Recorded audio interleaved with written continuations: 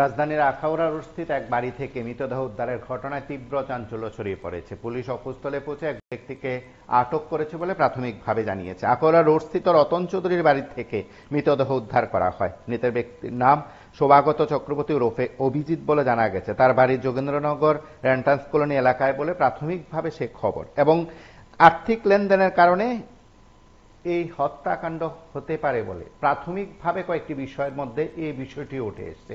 যদিও পুলিশ এই বিষয়ে এখনো বিস্তৃত কিছু বলেননি। সংবাদ মাধ্যমের মুখোমুখি হয়ে পুলিশের তরফে প্রতিক্রিয়া ছিল এবং যে বাড়িতে মৃতদেহ উদ্ধার হয়েছে রতন চৌধুরীকে পুলিশ নিজেদের হেফাজতে এনে তদন্ত করছে বলে পুলিশের ভাষায় সেখানে পুলিশে জিজ্ঞাসাবাদ করা হচ্ছে বলে সেখানে দাবি করা হয়। সেই ব্যক্তিকে পুলিশ আটক করে থানায় নিয়ে এসেছে, মৃতদেহ উদ্ধার করে ময়নাতদন্তের জন্য হাসপাতালে পাঠিয়েছে। সেদিক থেকে এই মৃতদেহ উদ্ধারের ঘটনার পর বেশ কয়েকটি বিষয় সেখানে উঠে আসে। আমরা উভয় দিক থেকে প্রত্যেকের প্রতিক্রিয়া, প্রত্যেকের বক্তব্য আমরা শুনবো।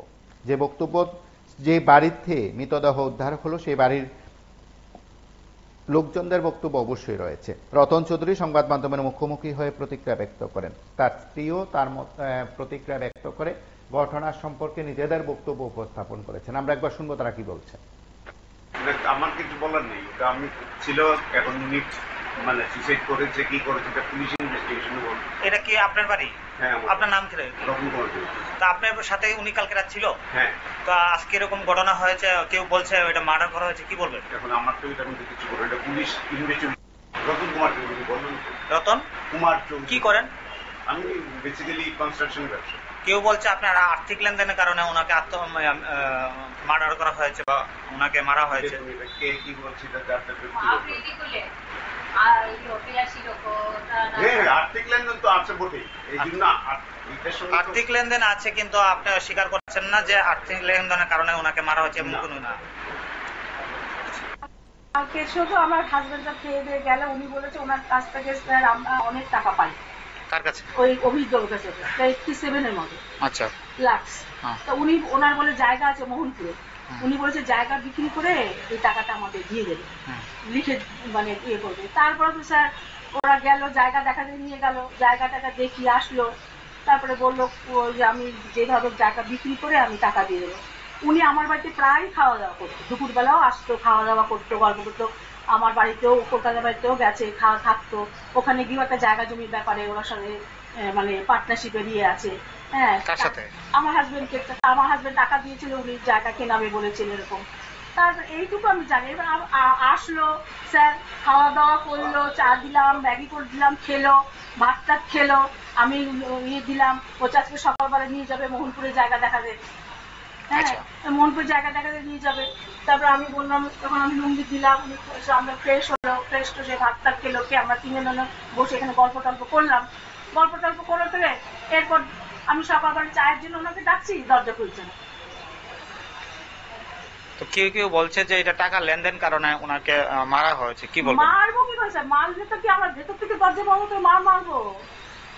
পুলিশ তো এসে দরজা খুব খুলেছে, আমরা তো দরজা খুলিনি। মারবো কেন স্যার? আমাদের 1 লক্ষ টাকা যেখানে আটকানো, সেখানে অনেকে মেরে দিলে আমি টাকাটা পেয়ে যাবো? আপনি বলুন না।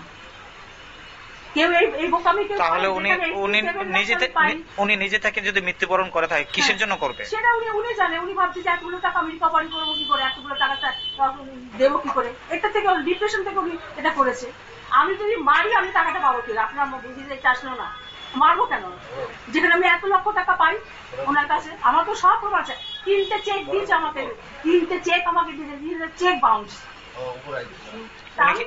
উনি কি এটা আজকে করেছে, সকালে করেছে? মানে কখন করছে একটা জানি না। কখন আমি সকালবেলা চা দিতে গিয়ে যখন দরজা ঢাকিয়েছি তখন দরজা খুলছে না।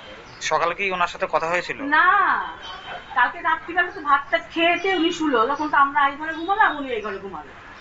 আচ্ছা, সকালে উঠে দেখেন এই অবস্থা? হ্যাঁ, সকালে উঠে কি দরজা বন্ধ। আমি চা করবো, আমরা ডাকো ওনাকে, চা করতে গিয়ে দেখি উনি দরজা করে নি। আরে দরজা আমি হয়তো ঘুমোচ্ছে, অনেকের তো ঘুম ভালো থাকে, ধাক্কাচ্ছি খুলছে না। বাদ দিয়ে আমরা তখন পুলিশে খবর দিই না, কি করবো আমরা? আর আমরা যে মারবো ওটা কি আপনার মনে হয় আমরা একটা রেপুটেশন বাড়ি, আমরা একটা ভদ্র? কোন জায়গা এটা?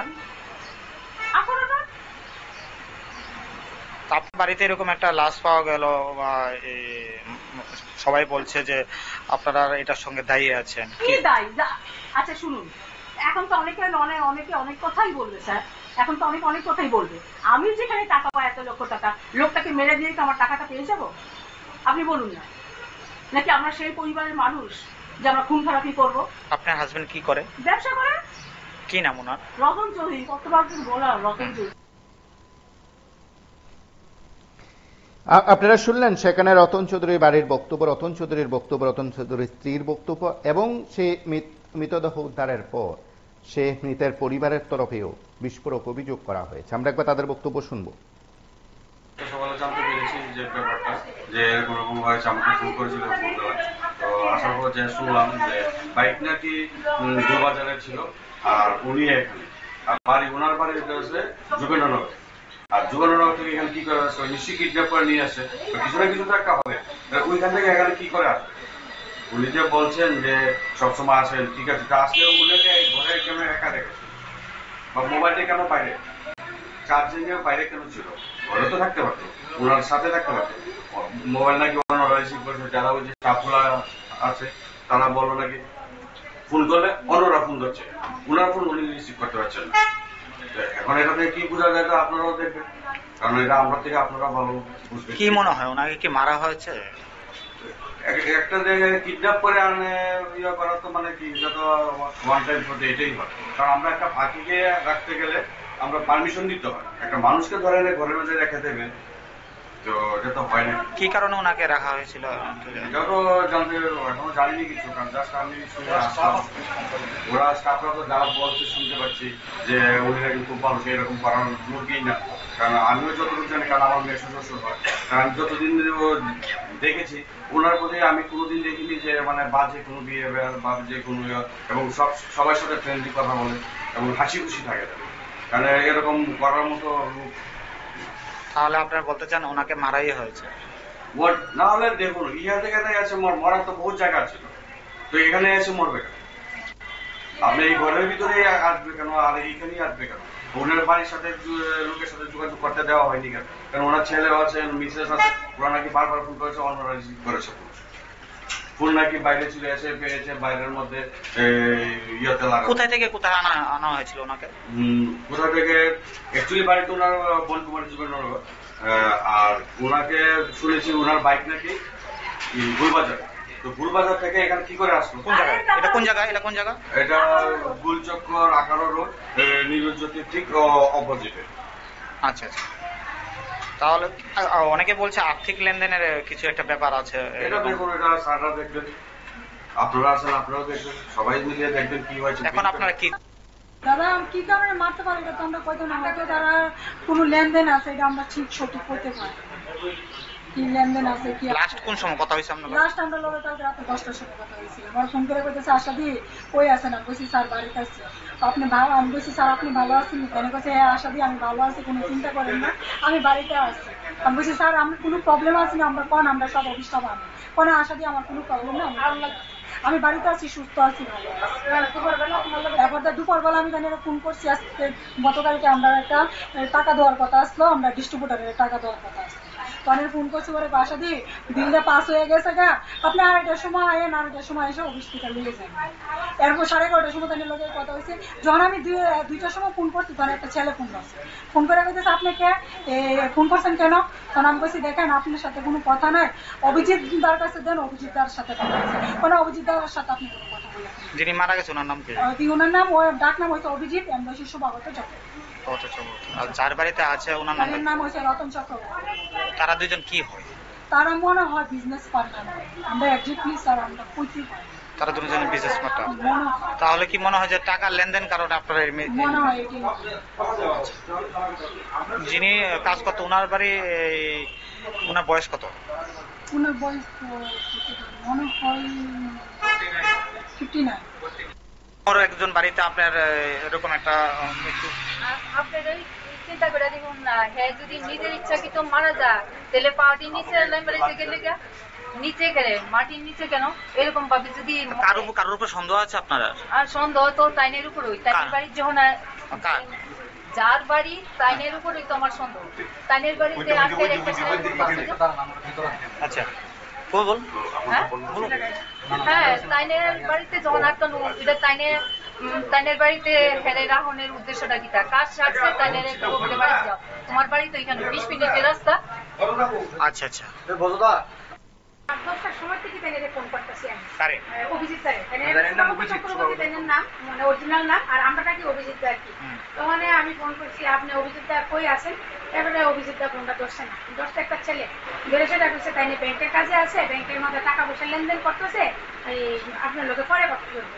তো আমি ভাবছি যে হয়তো ফোনটা কোনো অন্য পাবে লেগে গেছে, আমি লাইনটা কাটতে আবার করছি করে দিয়ে এসে আবার ছেলেটা ধরছে ধরে সেটা করছে আপনি কে, আমি রুমার কাছে আপনার বাসা, আমার বাসা আমতলি কোন জায়গা, যে রোজবিলি পার্কের সাথে, আপনি কি তাদের সাথে টাকা পয়সার লেনদেন আছে, আমি বলছি দেন টাকা পয়সার লেনদেন তো আপনার লোক আমার করে লাভ হতো না, অভিযোগ আমরা এখানে আউনের কথা আসলো ওই জায়গা কাইনের কাছে দেন তাদের লোক আমি কথা বলবো, তো অনেক পয়সা তাদের লোক কম কথা বলতে পারতেন না, তাই নিয়ে ব্যাংকের থেকে এত টাকা লইতেছে নিজে গনতে পারতো না, এই বড় ব্যাগ দিয়ে টাকা লিয়ে যাবো, আপনি বিকাল বেলা টাকা পয়সায় দেবেন, আধা ঘন্টা পরে ফোন করে আমি ঠিক 40 মিনিট পরে আবার তাদের ফোন করছি, তো অনেক অভিযোগ মানে আমার তো পয়সা আধা ঘন্টা পরে ফোন করতাম, তো অনেক বাজে ধরেন না প্রায় 2:30 থেকে 3টা, তো অনেক ফোন করছি পরে যে ফোনটা ধরে না, আবার ফোন করছি বলে পয়সা কয় আপনি চিন্তা করেন বিকালে আপনি চিন্তা করেন না 5টার মধ্যে আবার টাকা পাইয়া নেবেন, এরপর তাদের লোক আমার কথা বলছে আপনার কি মনে হয় ওনাকে মারা হয়েছে না?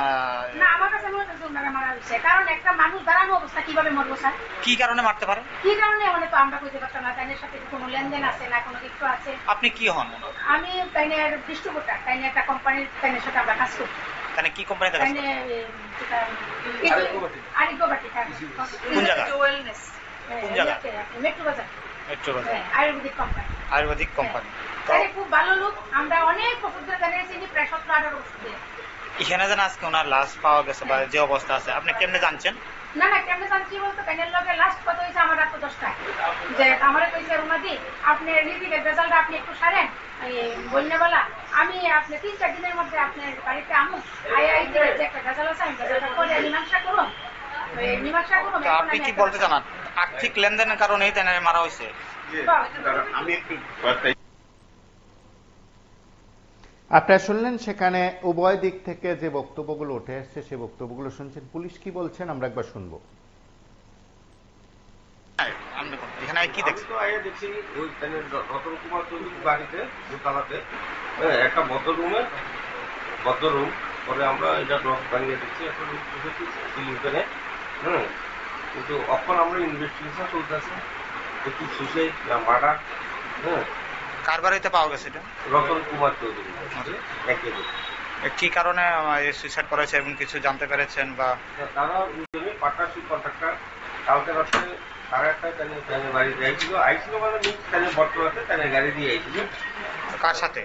তাদের সাথে ওনার সাথে রতন কুমার চৌধুরীর সাথে। আচ্ছা, এরপরে রাত্রেবেলা 11টার দিকে দিতেছে তাদের খাওয়া দাওয়া করছে, তাদের সিঙ্গি কোনো ঘুমাইতে পরে আজকে সকালে দরজা চলতেছে খবর দিচ্ছে, আমরা আইছি, আমরা চলতেছে আপাতত